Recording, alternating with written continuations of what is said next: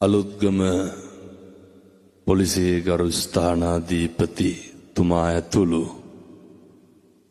අපේ සත්පුරුෂ නිලධාරී මහත්තුරුනි, සද්ධර්ම ශ්‍රවණලාභී කාරුණික පින්නතුනි, පින්නතියනි, සියලු දෙනාගේම මේ අරමුණ බලාපොරොත්තුව තමයි මන් දන්නවා මෙතන ඉන්නේ බෞද්ධයෝම නෙමෙයි. මෙතන සෑම ජාතියකම පින්නතුන් බණ අහන්න ඇවිල්ලා ඉන්නවා. මෙතන සෑම ආගමකම පින්නතුන් බණ අහන්න ඇවිල්ලා ඉන්නවා. මේ හැම කෙනෙකුටම ඕන කරන දෙයක් තියෙනවා. අද මං බේරුවල පින්කමට වැඩියට පස්සේ අපේ මුස්ලිම් පින්නතුන්ගේ හරි පොරේ මොකේටද ඔය බණක් අපේ කොල්ලොන්ටත් කියා ගන්න ඕන කියලා. මේ සියලු දෙනාටම තියෙන ලොකු ඌමනාව තමයි මේ හැම කෙනෙකුටම නිමෙන්න ඕන පින්නතුනේ. මේ හැම කෙනෙක්ම මොකකට හරි ජීවිතේ ගැටලුවකට ධර්මයෙන් යමක් බලාපොරොත්තු වෙනවා. ඔය ගින්නම තමා අපේ බෝධිසත්වයන්ටත් ගැහුවේ. මොකක්ද ඔය ගින්න? පින්නතුනි, මේ හැම එකකටම බලපාන ලොකු දුකක් තියෙනවා. මම මේ බණ කියන්න කලින් කියන්නේ ඔය පොඩි උන් පරිස්සම් කරගන්න ඕනේ. එතකොට වයසක අම්මලා තාත්තලා ටිකක් රැකෙන්න ඕනේ. බණ ඇහුවා කියලා තෙරපෙන එක නවතින්නේ නැහනේ. සරප්පු ගැන නම් ආසාවක් තියාගන්න එපා. ෆෝන් එකයි පර්ස් එකයි ටිකක් වටිනවා. අද මේ පැත්තට ආවා වගේ හෙට අනිත් පැත්තට එන්නෙනවා සේරටම නැති වුණා කියාගෙන. එහෙනම් ඔය වයසක අම්මලා තාත්තලා පොඩි උන් ටිකක් රැකෙන්න ඕන හොඳේ. වෙනදුනේ මේ හැම එකකටම බලපාන මේ දුකට, සංසාර ගමනේ මේ පිච්චෙන එකට මේකට විසඳුමක් තියෙන්න ඕනේ. භාග්‍යවතුන් වහන්සේ දේශනා කරේ මේ හැම එකකටම බලපාපු ගැටලුව මොකද්ද? ඔය අහලත් ඇති මං හිතන්නේ ජාතපි දුක්ඛ. මොකද්ද ප්‍රශ්නේ?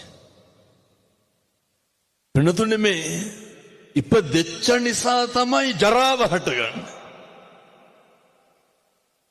ඉපදෙච්ච නිසා තමයි ව්‍යාධිය හටගන්නේ. ඕවන්නේ මිනිස්සුන්ට තියෙන ප්‍රශ්න. දැන් කවද්ද ඕකෙන් මිදෙන්නේ? ඉපදෙච්ච නිසා තමයි ඔය මරණය කියන දුක දැනෙන්නේ. ඉපදෙච්ච නිසා තමයි ප්‍රියයන්ගෙන් වෙන්වීමේ දුක දරා ගන්න බැරි. අඳුරු මේක ගැට ගහලා දාන්නකො. හරි. ඔය සිද්ධාර්ථ බෝධිසත්වයෝ පින්නතුන් හිතන්නේ අපේ බෝධිසත්වයෝ සංසාරේ කොච්චර කල් මේක හොයන්න ඇද්ද? සංසාරේ කොච්චර කාලයක් මේකට වෙහෙසෙන්න ඇද්ද?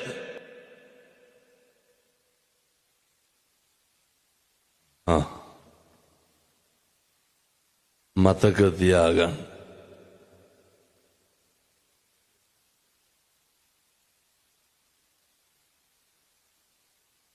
අසංකේය වූ පින්නතුනි කල්පම ලක්ෂ 4. ඔය මේ අම්මලාට තාත්තලාට කවද්ද අන්තිමට නිවන් දකින්න ඕන කියලා හිතුනේ. බෝධිසත්වෝ තමයි මේ ගමන පටන් ගත්තේ. පින්නතුනේ අසංකේය වූ කල්පම ලක්ෂ 4. කල්පයක් කියන්නේ කොච්චරද?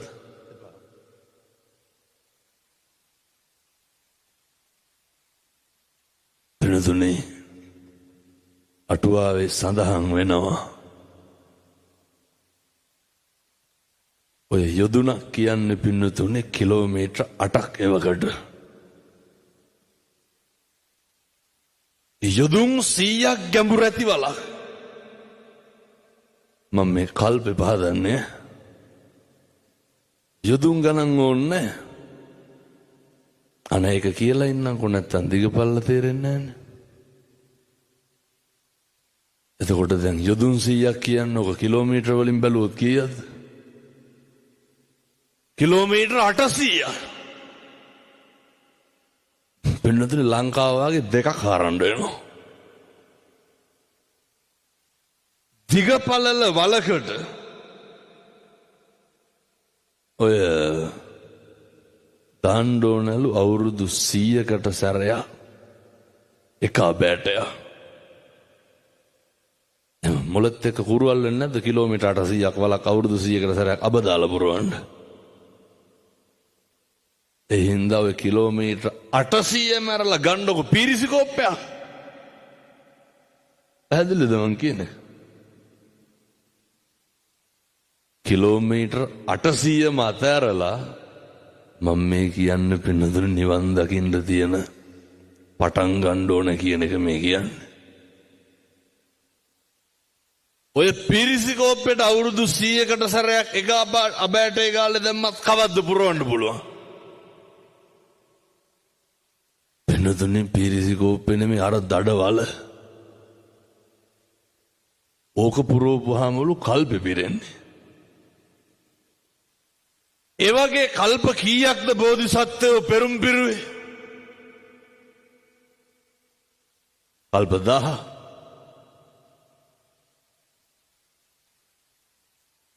පින්නතුනේ අසංකේය වූ කල්ප ලක්ෂ 4. එම හිතාගත්ත හැකිද? හිතන්න යන්න එපා. පිසි අල්ලනවා. හිතාගන්න එපා. ඒ විදිහ අසංකේය වූ කල්ප ලක්ෂ 4ක් අපේ බෝධිසත්වයෝ පෙරම් පුරලා සංසාරේ දරුවෝ දන් දීලා ඇස්සිස් මස්ලේ දන් දීලා මහරාජ්‍ය දන් දීලා පිරිද දන් දීලා පාරමිතා සම්පූර්ණ කරලා මොකද්ද බෝධිසත්වයෝ හෙව්වේ? ඔය අපිට තියෙන ප්‍රශ්නේ පින්නතුනේ පුදුම දුකක් නෙමෙදින්නේ. ඔය මට කියන්න බලන්න දැන් ඔයත් සනසිච්ච දවසක් තියෙනවා. ජීවිතේ මෙතෙක්කල් කරපු දේවල් වලින් හාමුදුරනේ දැන් නැති ප්‍රමාණවත් කියලා හිතිච්ච දවසක් තියෙනවද? ඔය හැල්මේ දුවනවා ඔකේ ඉවරයක් තියෙනවද? ඔකේ කවදාවත් ඉවරයක් නැහැ. මේ ප්‍රශ්නේ තමයි බෝධිසත්වයෝ අර මුලින්ම පටන් ගත්ත. මම කියනවා මේ අම්මලාට තාත්තලාට සත්පුරුෂ බණ ආපු පින්නතුන්ට අද මේ අලුත් ගමින් මේ පටන් ගන්න මේ ගමන මේ සියලු දෙනාටම රහත් වෙලා නිවන් දකින්න මේ පින් ලැබේවා සාදු කියලා ප්‍රාර්ථනා කරන්ට. මේකේ අරමුණක් තියෙන්න ඕන පින්නතුනේ. ඉදං මේ පුඤ්ඤ කම්මං ආසවක්ඛ්‍යා වහං හෝතු සබ්බ දුක්ඛා පමුජ්ජතු. මේ කරන හැම පින්කමක්ම මොකේටද හේතු වෙන්න ඕනේ? ඒක නිවන් දකින්න දෙපයි.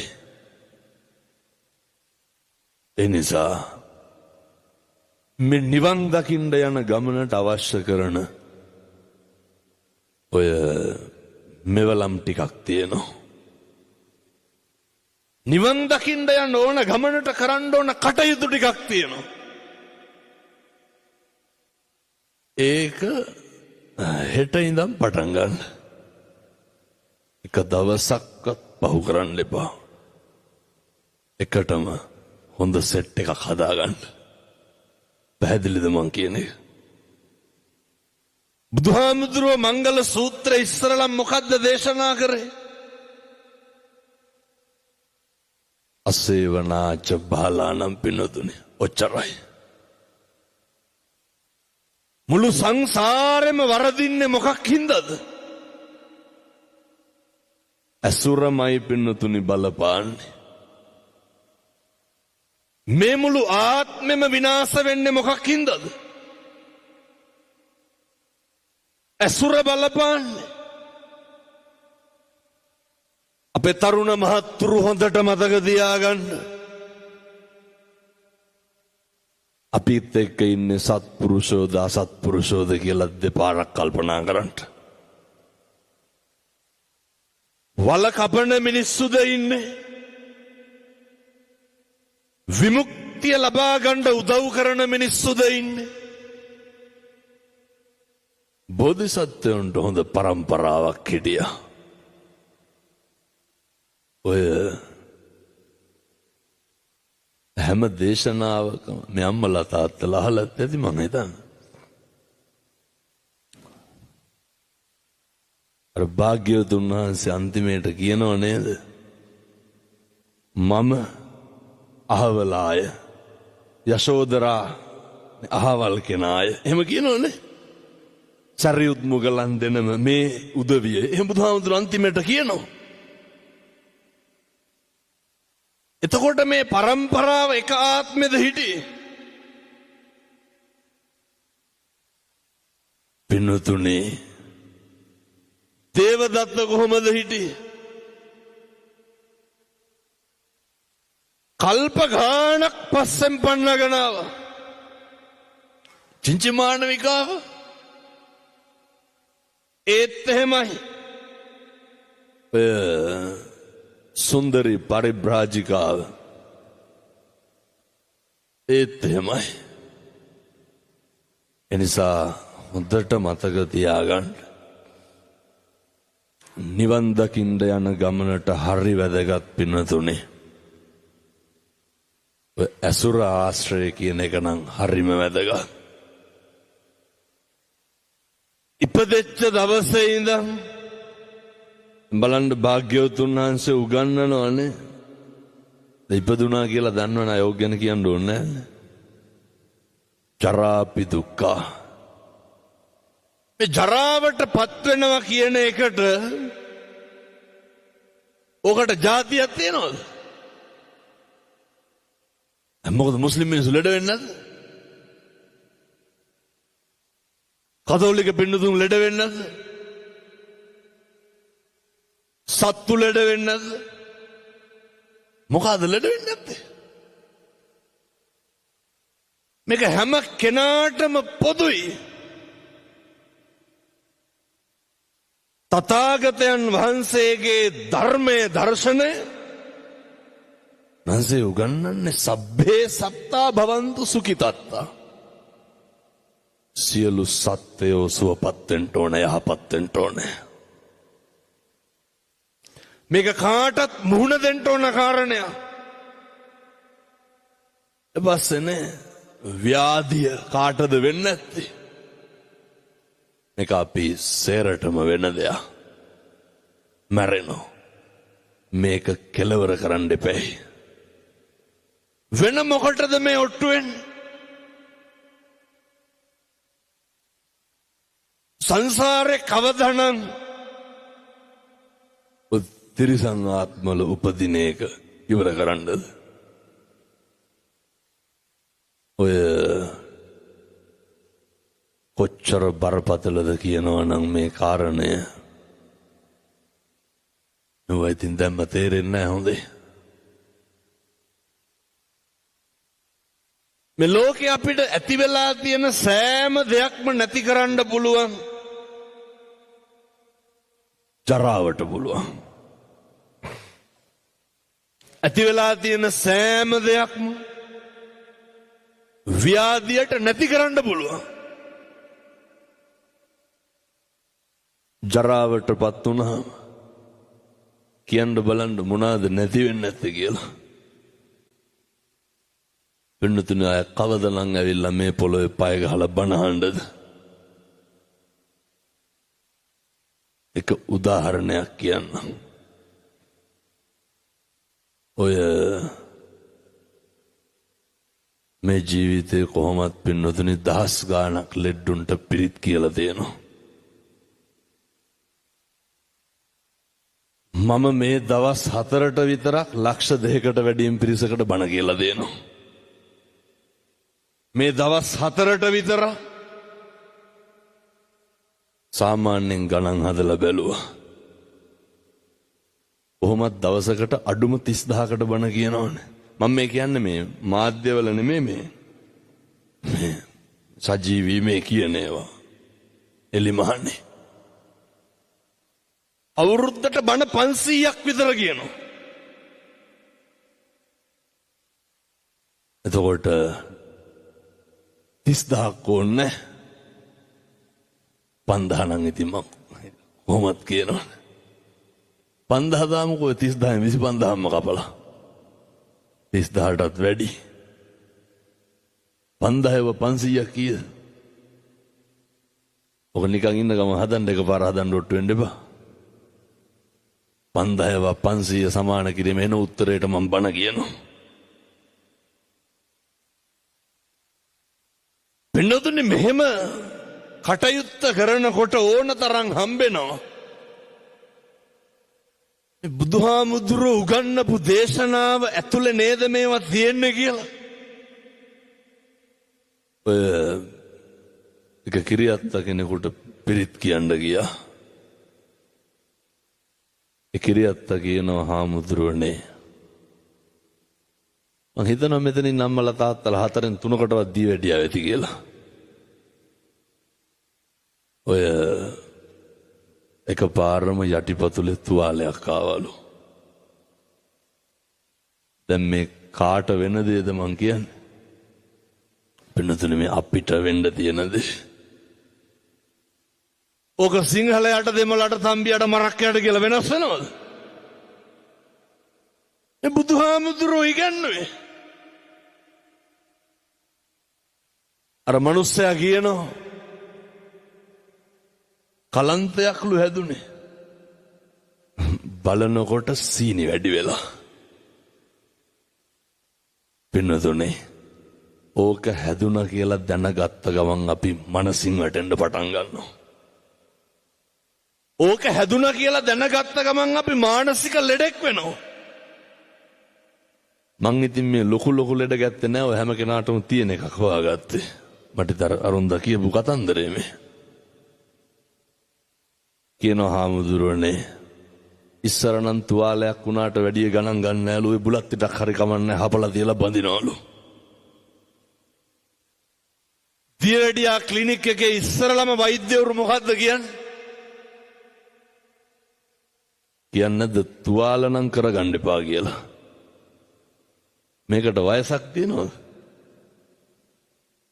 මේකට ભેදයක් තියෙනවද? මිනිසුන්ට ඉතින් මේ ජීවිතේ යථාර්ථය තේරෙන්නේ නැවදිය. පස්සේ කියනවා ආමුදුරෝනේ හිතලමද දන්නේ නැහැ කොහෙද යටිපතුලේ ගල් තැලුම් ආවලු. ඉතින් මේවා පින්නතුනේ මේ හිතා කියා වෙන දේවල් නෙමෙයිනේ.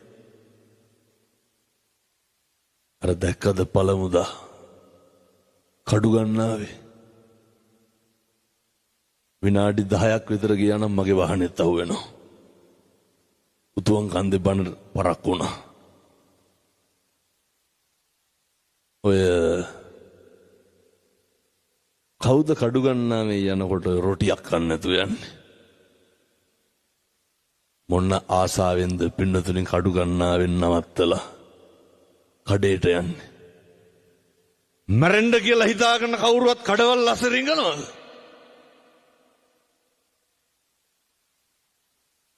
පින්නතුලින් මහ වෙලාවක් ඉන්න බැරි වුණානේ. මොකද වුනේ?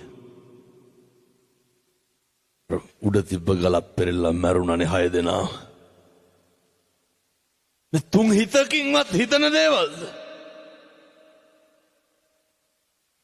ඕන දෙයක් ඕන වෙලාවක වෙන්න පුළුවන්. මේවා හරි අවිනිශ්චිත ජීවිත.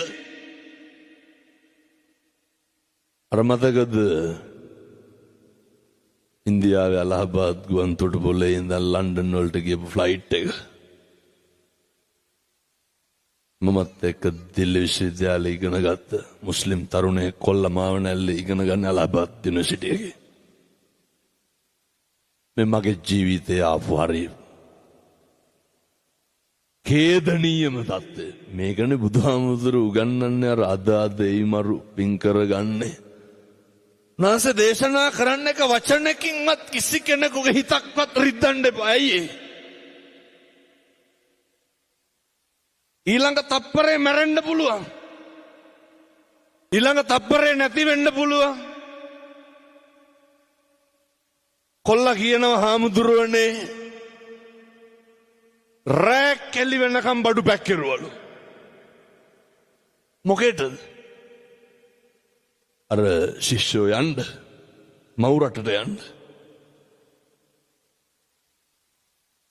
බෑග් වල බඩු වැඩිලු.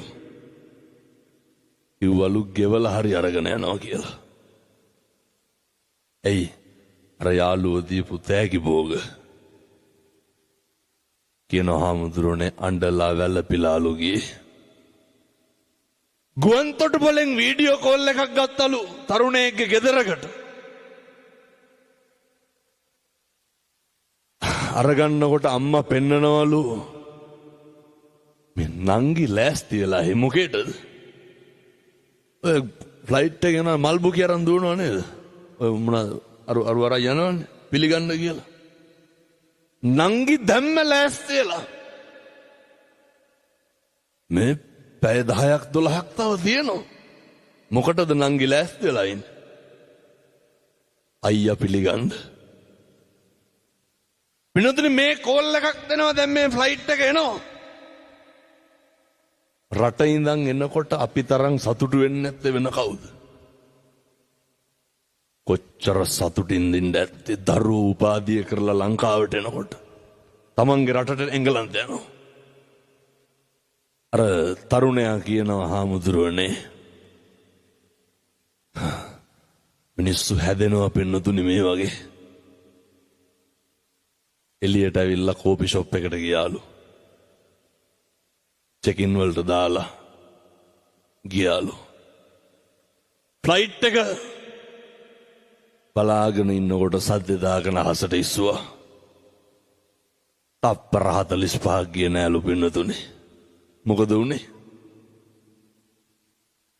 සම්මජ්ජාතියකට හිතන්නේ නැද්ද මේ?